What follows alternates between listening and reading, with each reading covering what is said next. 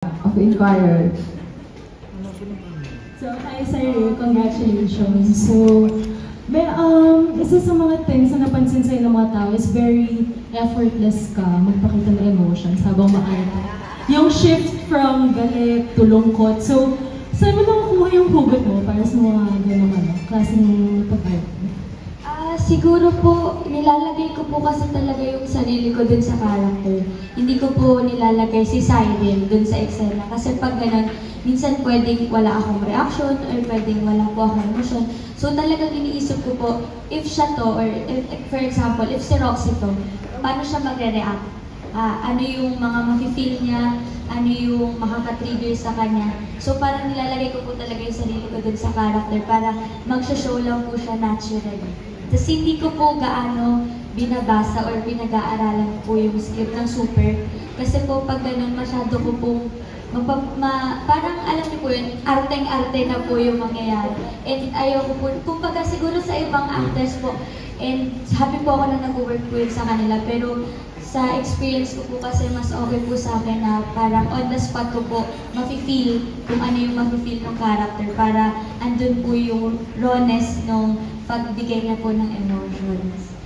So, naging hit yung team up ni Elijah Canlas sa senior high. So, nakikita mo ba yung sarili mo in the love team or you would prefer to be Cyril Manabat? Siguro po para sa akin, okay po ako to be Cyril Manabat. Pero okay po ako at wala po akong problema if may ka-love interest po ako sa isang palabas or kahit sa susunod na palabas, iisa lang po yung ka-love interest. Wala po akong problema sa ganun. Pero kung gagampanan at gagampanan po yung role, yung character, wala naman po problema doon. And as long as maganda po yung story, and wala po akong problema if si Jello naman po yung makakatambal ko kasi sobrang professional po ni Jello and sobrang big help po niya, small scene or big scene na feeling ko di ko kaya. Sobrang big help po si Jello for me.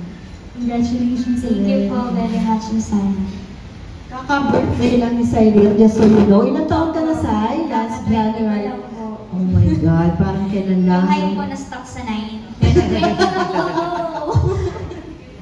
Nung nag-start ka sa showbiz, how old were you? 4 po. 4 years old? Oh my gosh. Nag-5 po ako habang nag-taping ng Agua Bendita.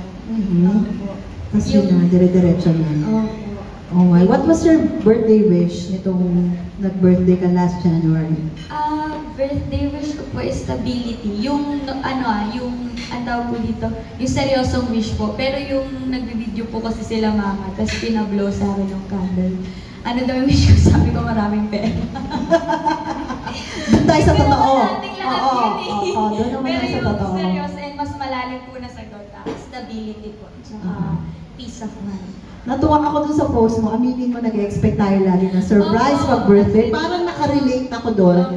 Paano ginawa ang surprise? I mean, paano ka na-surprise ng iyong boyfriend? Ano po, nung una kasi may lakad po kami mula afternoon hanggang gabi. Tapos after po nun, hangout lang po sa kwarto, kain kami nila mama. Tapos after po nun, umalis siya. Pero kunyari na lang hindi ko alam. Pero kasi nadulas na siya sa akin. Parang, may idea ka na, okay. Parang nagpapahiwatig na siya na, may surprise ako, kunyari na lang, hindi ko sinabi. Kasi hindi niya kaya mag-secret. Kaya itago. Opo, pero wala naman po akong idea. Akala ko lang parang may balloons or may cake na may umiilaw na something. Akala ko nangihingi siya ng kumot. Akala ko pantago dun sa gift or kung ano man. Tapos yun pala, pumunta siya sa kaibigan namin, malapit lang sa bahay namin. Tapos doon siya nag-park, doon siya nag-ayos ng car. Nakipatulong po siya kung paano po isi-set up yung mga balloons, gano'n. Tapos paglabas ko po, kasama po sila mama, nag-video po. Grabe. Ang bilis ng panahon. Hindi mo na ako baby. Naalala ko, gusto ko, baby ko, silang dalawa ni Sija, nasa isang out of town kami. Ang likot-likot nila, tapos nakita nila akong nadapa, tapos sabay nila akong pinagtawanan. Ganun yung mga memories ko sa kanya. So ngayon, naunahan niya pa akong mag-jowa. Okay? May angst, charot. And then, Kat, you have a question? Hi, Cyril. Kat from Pinstar.com. Kasi yung Rox G, may continuation ba yun? Would you know? Sa Cory nung finale, gusto daw po niya ng part 2. I mean, gusto po namin lahat, of course. And tinatanong din po, inaasar-asar namin yung director, yung writer, baka naman po, meron siya. And feeling ko po, dahil sa pagdidilang Angel ni Ma'am Cory, feeling ko po, meron. At sana totoong tuloy. Pero hanggang hindi kasi kami nagtitaping, ayoko umasa. Baka po kasi ma-pre-empt, pero gusto po namin lahat. And sana po talaga, sana matuloy. Pag nag-start na po yung taping day, doon po ako sure magsasabi ng yes, meron po. Kung ikaw masusunod, paano mo dugtungan yung kwento nila? Siguro, tutugtungan ko po yung kwento nila kung paano po pinitch sa amin yung unang story. Yung hindi pa po namin natitaping. Kasi bago po kami mag-taping, bago po mag-storycon, ibang-iba po yung story ni Roxy. Yun po yung parang inaabangan ko kung paano po nila yung mapapasok. Kasi alam ko po, ganun pa rin eh. Kumbaga, iba lang po yung twist, iba lang po yung pinanggalingan. Pero alam ko, doon pa rin po darating. So, abangan niyo po kung ano po yung tinutukoy ko. Pero, yun, maganda and big opportunity po siya para sa akin. Thank you po. Thank you po. Thank you po. Next, Kat. Ana, you have question? Good afternoon, mga.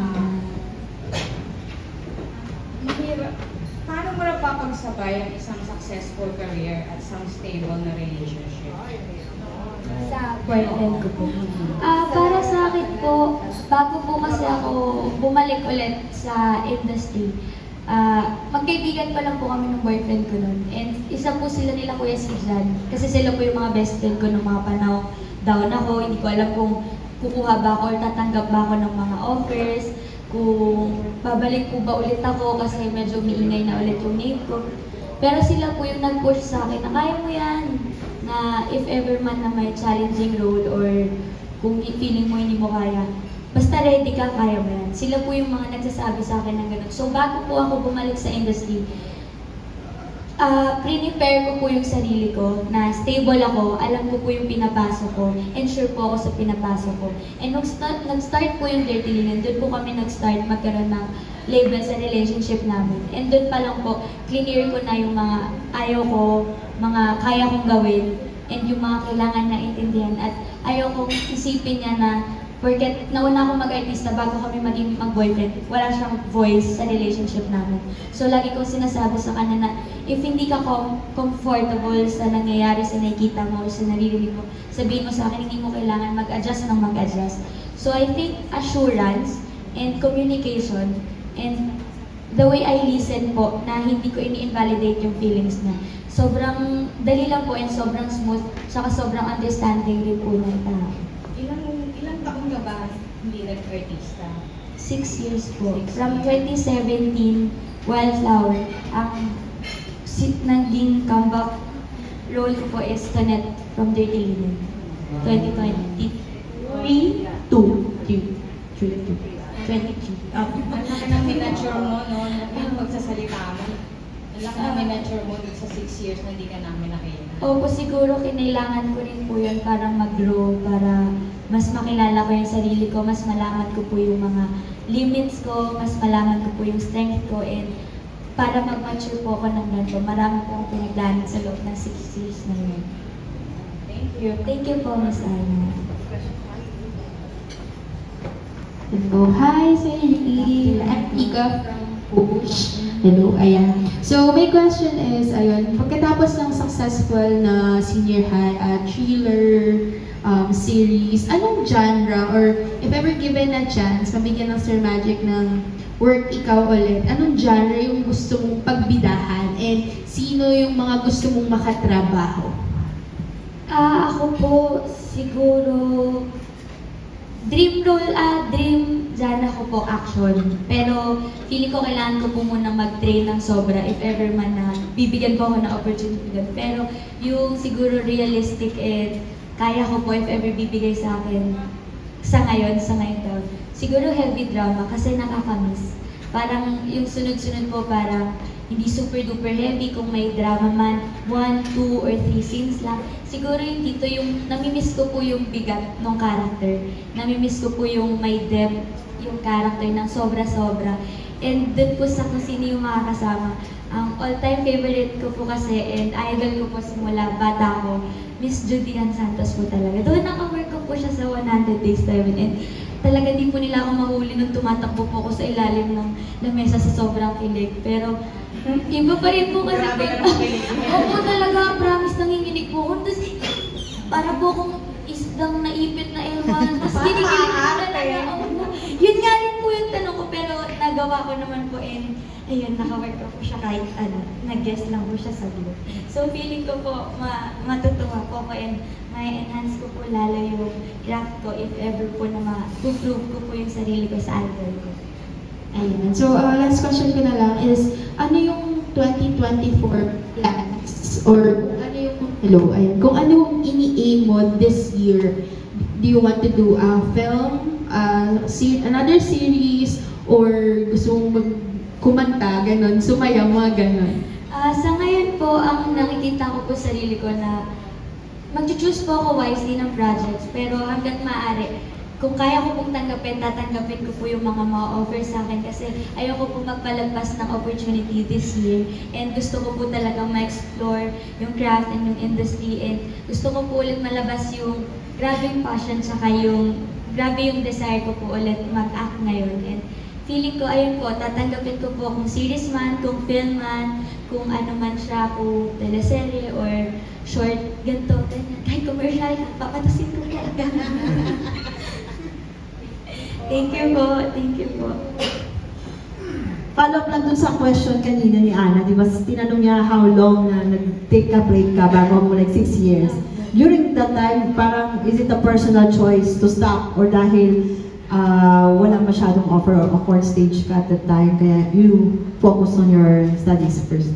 Ayun, dahil po dun sa tanong na yun, gusto ko po talaga mag-thank you sa ABS and sa Star Magic and sa lahat po ng boss kasi after po ng Wildflower, hindi po sila nag-stop magbigay ng offer, ng opportunity. So sa loob po ng 6 years na yun, nakakatanggap po kami nila mama ng offer kahit po sa kabilang network, hindi po nawawala yun. Pero sariling decision ko po and sariling stability po sa utak ko yung ini-aim ko.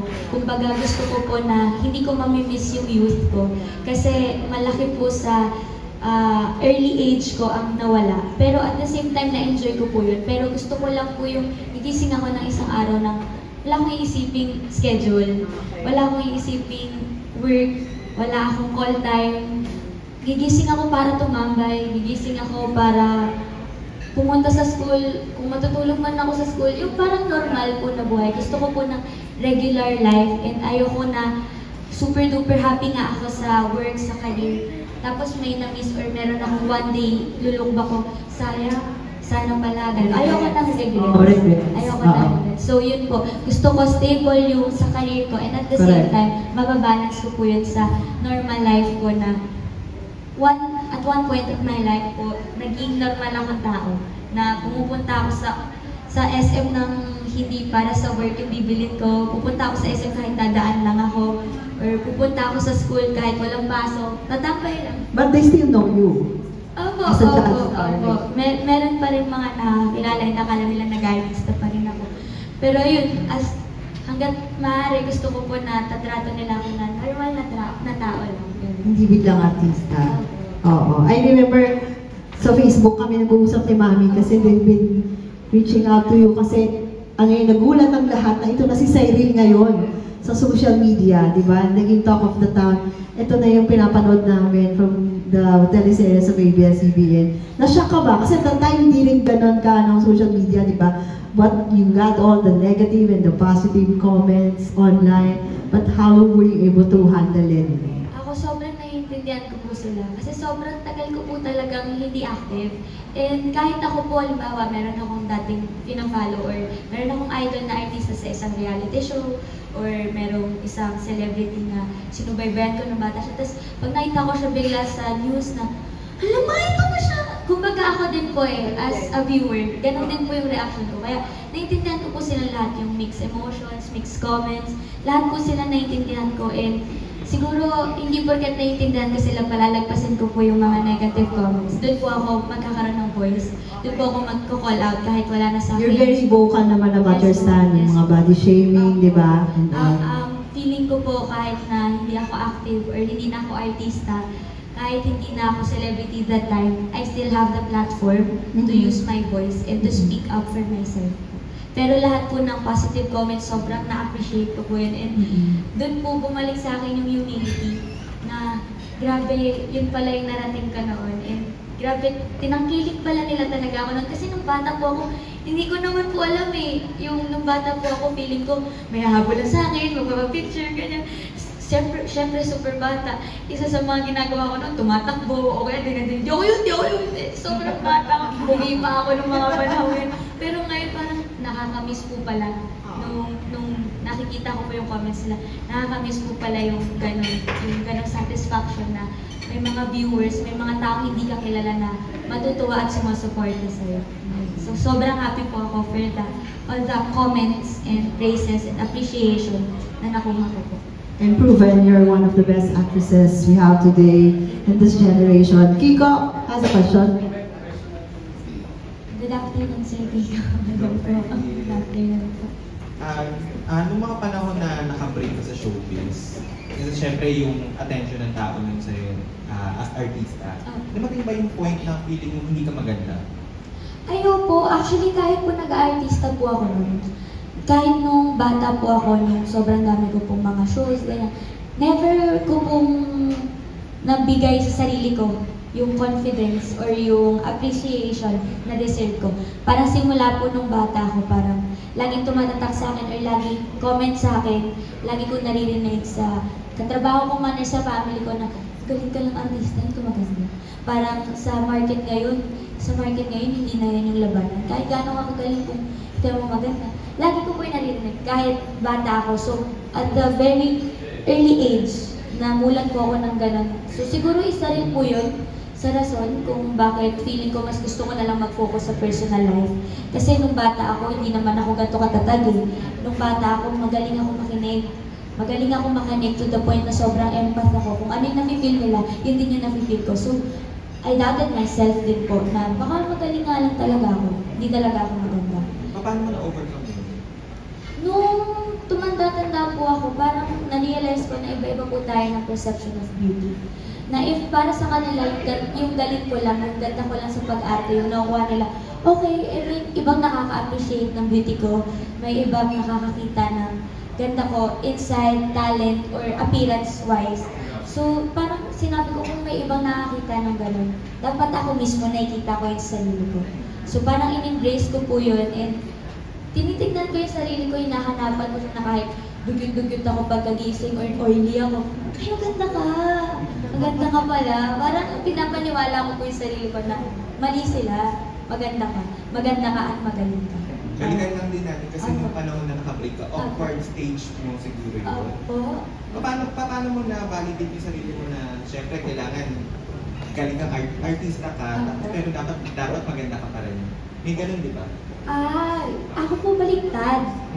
Dahil nga po siguro nasanay ako na pinipid ako ng mga tao na hindi ka maganda, hindi ka ganda, nasanay ako na, sige, okay lang, mag-picture tayo kahit mukha akong kulubigan, okay lang. Pag ako nag-ayos, pag ako bumalik, huyo ka. Parang ganun po yung mindset ko.